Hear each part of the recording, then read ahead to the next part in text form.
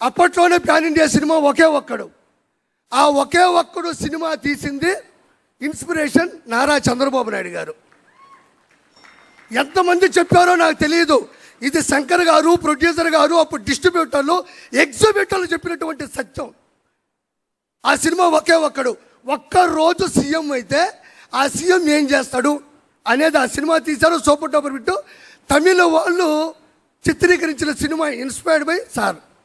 అయితే నేను ఎందుకు చెప్పానంటే, ఈరోజు నారా లోకేష్ గారు, మేము సోషల్ మీడియా ద్వారా ప్రతి ఒక్క విషయాన్ని మేము తొక్కి తోస్తుంటే మేము చేస్తున్నాం సోషల్ మీడియా. కానీ అది పూర్తయితే, ఆ ప్రక్రియ పైకి వెళ్తే చాలా ఆనందంగా ఉంటుంది.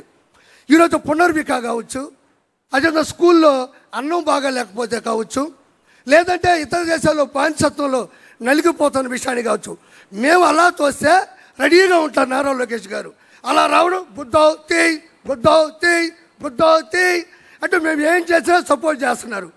ఎందుకనంటే ఒక్క రోజులో సీఎం అయినటువంటి హీరో అర్జున్ గారు ఎలా చేశారో, సేమ్ ఈరోజు నారా లోకేష్ గారు వచ్చినట్టు పరిష్కరించు వెళ్ళిపోతున్నారు. ప్రతి ఒక్క దగ్గర మొబైల్ ఉంది.